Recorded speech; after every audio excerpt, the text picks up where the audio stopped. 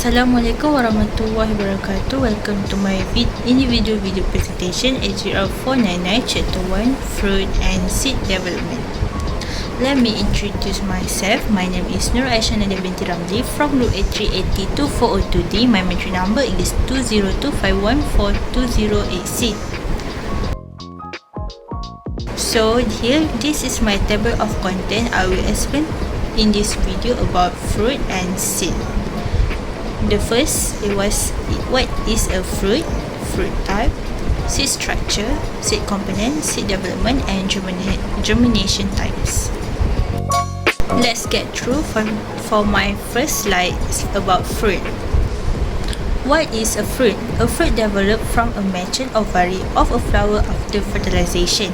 It functions to protect and enclose seeds and also play an important role in seed dispersal either by wind, water, or animals. In some cases, a seedless fruit is formed through a process called parthenocarpy, which occurs without fertilization.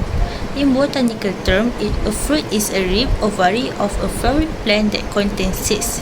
In general, a fruit is the fleshy or dry part of a plant that develops after the flower is pollinated and fertilized, and is designed to protect and disperse the seed.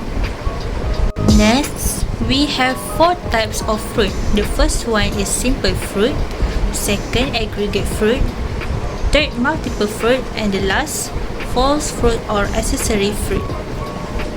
Simple fruit are defined as fruit that develop from the ovary of a single flower. This means that even if the flower has one or many couples, as long as it's from one ovary, the fruit is classified as a simple fruit. Simple fruits can be either fleshy or dry when they mature.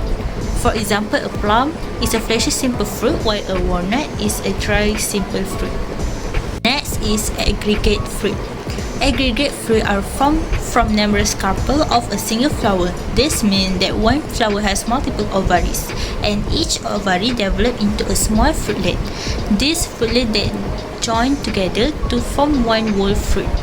A good example is the raspberry, where each small bulb is a tiny droplet from one ovary. Another example is the strawberry, where the tiny seeds on the surface are actually the individual fruit, and the red fleshy part come from the flower's receptacle. In short, aggregate fruit come from one flower but many ovaries. Next is multiple fruit. Multiple fruit are formed from the fusion of the carpel of many different flowers that group close together in a cluster or inflorescence. As each flower develops its own fruit, they eventually merge together to form one large fruit. A common example is the pineapple, where each small segment comes from an individual flower. Another example is the jackfruit, which also forms from many flowers fused into a single large fruit. So while aggregate fruit come from one flower with many ovaries, multiple fruit come from many flowers, each contributing to a part of the final fruit. Last but not least, accessory fruit. Accessory fruit are fruit that are not formed entirely from the ovary. Instead, they develop from other parts of the flower, such as the receptacle, sepal, or floral tube. A good example is the strawberry. The red fleshy part that we eat is not the ovary, it's actually the receptacle of the flower. The true fruit are the tiny seed on the surface called achnus. Another example is the apple. The juicy part we eat comes from the flower's base, not the ovary, while the core is the true fruit. In short, accessory fruit include additional flower part in the structure of the fruit.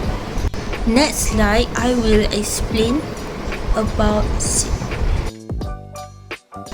Next, I will explain about seed. Firstly, is about seed structure. Seed contains all of the genetic information necessary to grow and develop into a complete plant.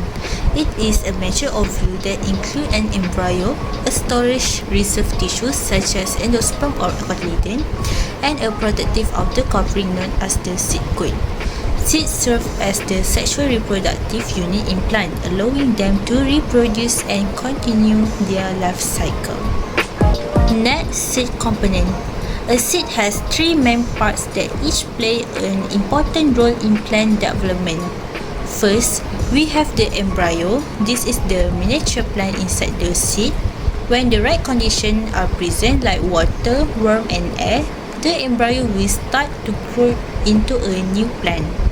Second is the endosperm. This is the built-in food supply for the embryo. It provides the energy and nutrient the young plant needs during the early stage of growth, before it can make its own fruit through photosynthesis. Lastly, the seed coat is the hard outer covering of the seed. It serves to protect the seed from disease, insect, and physical damage. It also helps prevent water from entering the seed until the conditions are just right for germination.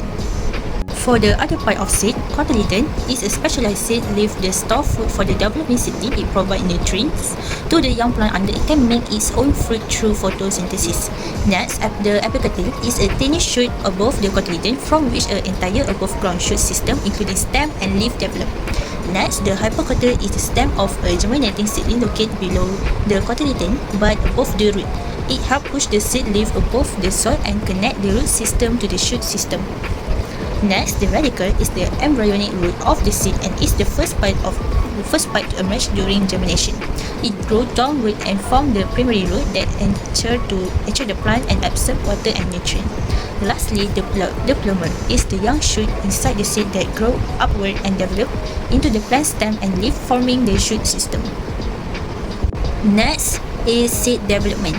The figure shows stage of seed development. The change in fresh weight, dry weight, and water content during seed development divide into three stages. The first one is histodifferentiation, second cell expansion, and third maturating drying. During histodifferentiation, all weight begin to increase. In the cell expansion stage, fresh and water weight rise rapidly while dry weight increase steadily. Finally, during maturation and drying, water and fresh weight decline due to dehydration, while dry weight level off indicating seed maturity. First, histodifferentiation is embryo differentiation rapid increase in seed size due predominantly to cell division.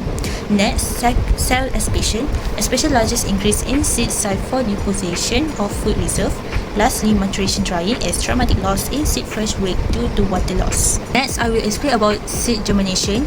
Here in this picture, we have two of difference of emergence, which is epigeal emergence and hypogeal emergence. In epigeal germination, the cotyledons are pushed above the soil surface. This occurs because the hypocotyl, which is the part of the stem below the cotyledon, elongate and lift the seed out of the soil. Much above the ground, the cotyledon may turn green and perform photosynthesis for a short period. An example of a plant that shows apical germination in the bean plant. In hypogeal germination, the cotyledon remains below the soil surface. In this type of germination, it is the apicotyl, the stem above the cotyledon, that elongate, not the hypocotyl. The cotyledon stay underground and serve as a food source for the growing seedling. An example of a plant that undergoes hypogeal germination is corn. That's all from me. Thank you.